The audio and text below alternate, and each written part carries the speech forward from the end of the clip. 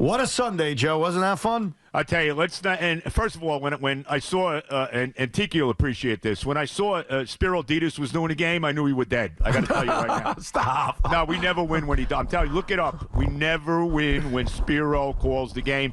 He called the Patriot game in Foxborough as well. And I hear you're doing the game this week, so I feel you and Catalan, right? Yeah, Catalan? you love Catalan. Catalan always wins for you. We've lost a lot of games with Catalan, too. Yeah, but you won some last year. A couple. We called the Giants game. That's right. How about the fact that we actually had a better team last year than this year? Who would have thought that? But let's not exaggerate. As bad as the defense was, and they were freaking horrible, okay? The offense wasn't any good either. I mean, how many times do I have to say? First of all, they can't score. They're driving up and down the field. They can't put the ball in the end zone.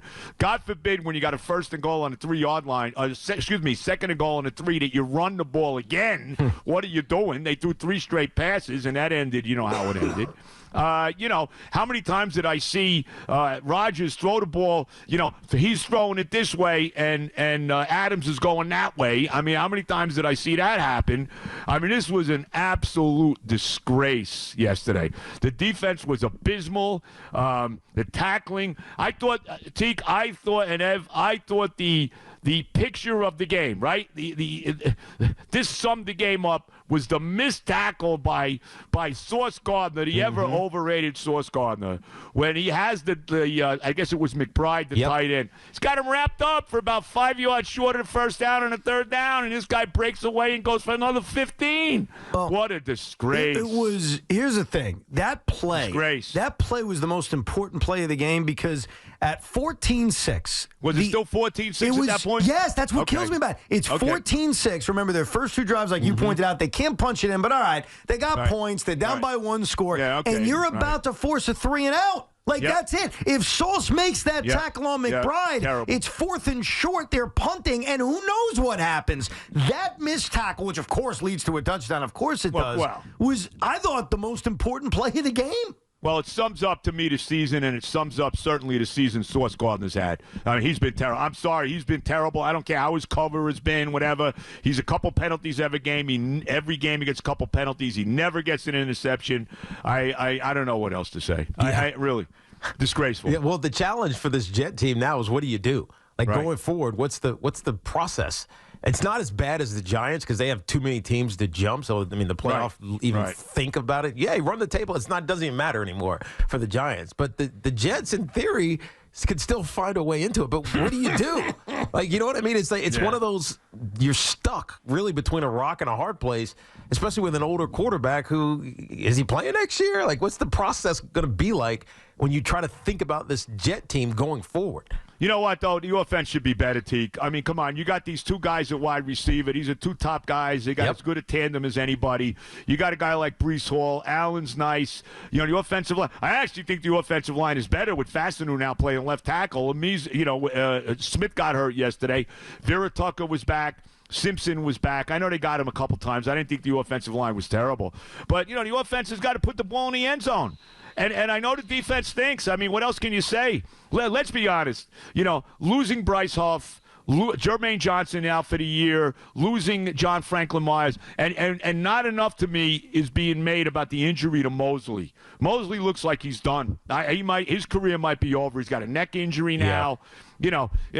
Let's be honest. They miss him at linebacker. I mean, that's a big part of the defense, too. Their defense has gone backwards, like you said, but it is kind of crazy to think that you bring in Aaron Rodgers, because last year he's here, but he doesn't play. Right. In theory, the offensive line should be better when you look at bringing in Morgan Moses and John Simpson and AVT actually being healthy. Tyron Smith. Right, and they're scoring 2 points a game more. They're still a pathetic offense. To score 6 points in this game yesterday, it's unexplainable when you look at the talent on this roster for the offense to be as inept as it's been this season. Yeah, your offense hasn't been any good, and when your defense can't stop anybody, look, Kyler Murray's a very good player. The Cardinals are a good team. I mean, they're leading their division. They won 4 in a row. They're 6-4, the whole deal. But they're not Air Coryell out there. I didn't see Dan Fouts and Kellen Winslow and John Jefferson out there. I mean, the way they shredded the defense, it was disgraceful. I mean, when they didn't score, let me tell you this. When they scored immediately 4 plays into it on the first drive of the game, whatever it was, and then the Jets drove down the field and didn't get a touchdown, I knew we were dead. I knew he would. No, I felt that way. In fact, Yeah. it was encouraging that they were driving down the field. Okay. And they did it twice in a row, but you got to punch it in. And also, touchdown. why does it look like Aaron Rodgers never met Devontae Adams? Like, their miscommunication is beyond me. I can't. Like I said, how many times did he throw it here and Rodgers is going the other way? Right. I don't get it. I don't get it. Look, obviously the coaching is a problem. Jeff Ulbrich is not a head coach. And all due respect to him, it's not like he was lobbying for the job. I don't think there's any question about that. But how does this team? You had 10 days off. You have a nice win. How does this team not come ready to play? Yeah, and he even didn't come ready to play. And he even said that. Coach Ulbrich said that they weren't ready to play this game, which is shocking to me because this was the one game after a victory where you think you have a chance to turn it around, right? Start believing or make people start believing that this team has an actual chance. Now they do because they have a very beatable, winnable game this weekend against the Indianapolis Colts, who seemingly can't get out of their way every other week. But at the same time, the Jets are in the same boat. You know what I mean? They can't get out of their way either. The Colts are looking at this game saying, look, we got the Jets. We could win this game. I mean, right? I mean, let's be honest. I mean, that's how, Seattle, Miami, everybody they're playing going down the road, they're all looking at us and saying, the Jets, man, that's a game we could win, Do you remember Sauce Gardner being this bad a tackler when he first came into the league? I don't know what happened. He did hurt his shoulder earlier this year, didn't he? Yeah, okay. He took that one shot, remember, early in the game, and remember we were asking why mysteriously was out of the game. Yeah, he was out of the game, and Saleh said he was just collecting himself or whatever it was. Early in the year. You're right. It was early in the year, but maybe he did more damage to his shoulder than we know. Yeah, I mean that would explain it because he wasn't a bad tackler a year ago. That's what's so mind-boggling about this. Like I never thought of him as someone making business decisions to not want to tackle, and now first of all, the Jets as a team is 20 tackles. Yeah, that is inhuman to have that happen in one game. I thought it was more than that. 20. Is that like the official stat 20? Is that what it was? The official stat was 20. The official stat is 20, and it's the most missed tackles in any game this season by any team. Well, I'm not surprised. So we won something. Right. Great, yeah. I mean, what can I say? One thing I got to say, and I got to bring this up, okay? Mm-hmm. And I don't know if you saw it. I know, Tiki, you were doing the Colt game. I get it and all that. The officiating, there were 2 times in this game, and this wasn't – the Jets weren't winning anyway. They stunk up the place. There were 2 times where there were fumbles by the Cardinals that the Jets recovered. One – there was a bad snap, right? They muffed the snap, Kyler Murray, and the official says, my bad. It was an illegal snap. We're going to do a do-over. Even Steratore, okay, even Gene Steratore, who's nobody's stealing money more than he is, okay? Even Gene Steratore. He's probably a nice guy. Great. But even Gene Steratore is saying, you know what? The play should have stood. How did they? What do you mean an illegal snap? I never heard of an illegal snap. Have you, Teague? I don't know. Unless he moved the ball. Like, I didn't see this. I didn't see this penalty. It didn't show. You got to see the play. There was no penalty. There was no penalty. No, that was the do-over. It's when the officials said, they called it a do-over. We're going to do it over again. Right. And he did say they could have called, I guess, a neutral zone infraction on the Jets. But they didn't. They didn't call anything. Nothing. They literally said we're going to do it over again, and the Jets clear recovery of the football. Right. I didn't watch the game copy. I watched the all 22, so it did. Did they cut that out? Some of those penalties get cut out. Yeah, because it wasn't a play. It was a non-play. Penalty. The non-plays get cut out, so I missed that one. And they don't want to show you how crummy the officiating is, which is a joke. And then there was a play later on where I think it was Connor fumbled, right? Yes. And Ulbricht's getting ready to get the flag out, and they're saying, no, he was down by contact. And then when you look at the play, he was basically still, as the ball's coming out, he's on top of the Jet defender. Yeah, what are we doing? They deemed it forward progress, and you can't challenge it, which is stupid because the challenge is, why did you call forward progress? That's the challenge that we have an issue with. Now, and again, this was not going to change the outcome of this game. But when I see stuff like this, Tiki, I start to think to myself, with all the gambling sites that the NFL's in bed with, how can I completely trust these officials? This is the same thing that we had about a conversation about the Giants last week, with the fumble that Daniel Jones had, and they blew the whistle. Clearly, they blew the whistle, and so Devin Singletary stops when he's in position to recover it. the Commanders then recover it, and they give them the ball on the 30-yard line, the 20-something yard line. They go score a touchdown, and the game was effectively, I mean, it was not out of reach because the Giants kind of came back and made it a game, but it stopped a very important drive for the Giants. Yeah, and everything went downhill after that. And watching last week's if you saw last week's Jaguar, I think you were doing a game, didn't you? Do the Jaguar-Eagle game last week, Teak? Yeah. Right. Yeah. Okay, how about the fumble that they said was a fumble on Barkley where he was clearly down? Yes. He was clearly contacted. It was the ground caused the fumble, and they said no, and the guy picked it up for a touchdown. Yeah, that was bad. I mean, if the Eagles would have lost that game, I don't know if they can.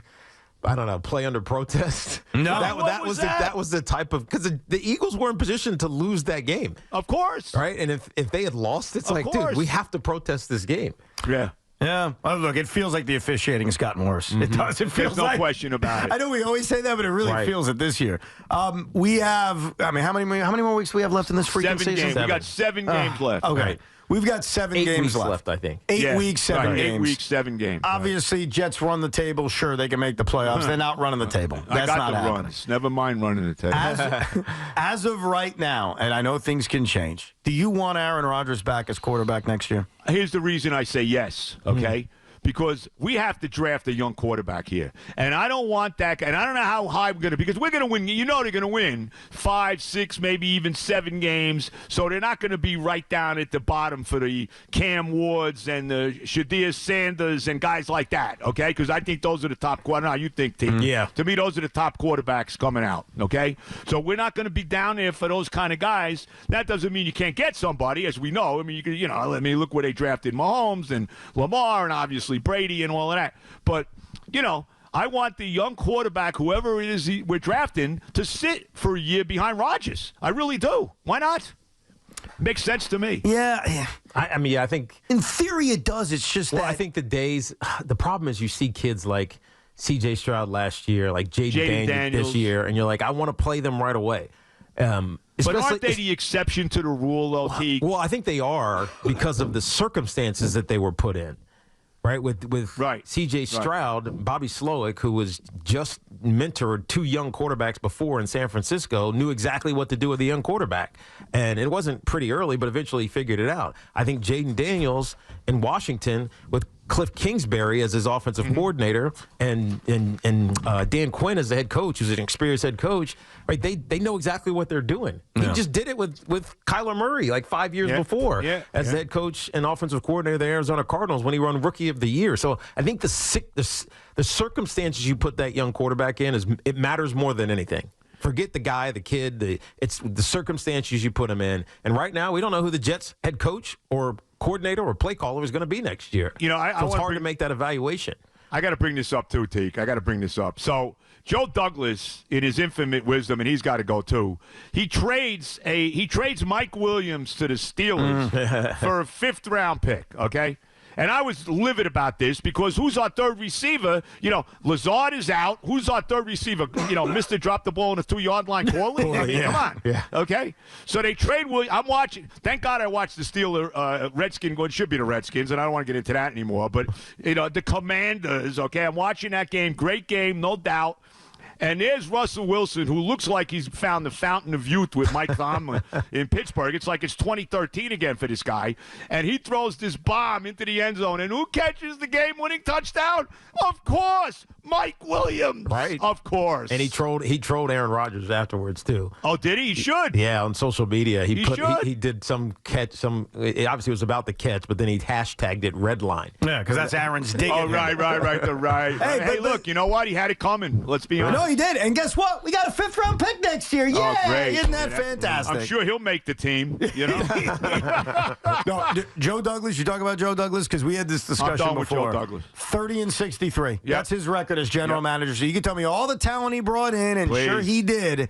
Eventually, you got to win. He's been the GM for 6 years, And 7-9 is the best year he had, and that was the team he inherited the first year was here with Adam Gase. Yeah. So enough. You got to win at some point, and they have not won enough. I've had it. I want Rex back. I do. Rex wants the job. I swear, Teak, I want this guy back. I tell you, I would, and I know this is insanity, but you know what? Where are we now? It's been nothing but insanity at this point this year. So when we go to the bye, hey, bring Rex back in. I'm ready to go. Can you imagine? I can. Look, I can. Considering all the other things Woody's done, why not? Oh, no. This is a clown show franchise, so they can do anything. On. I'd bring him in to run the defense because clearly Jeff Ulbrich can't handle both. This defense has gone backwards since he's been named head coach. Well, Rex has to run the team. If Rex got here, he's running the team. I'm sorry. That's it. He's the guy. You know? What's I think really adding uncertainty to this, and hopefully we'll get the answer soon, is Woody sticking around or not? Yeah. Because and here's with the sheriff back in the White House. Because here's the problem: Christopher Johnson did worse than Woody Johnson. Christopher Johnson gave us Adam Gase. Yeah.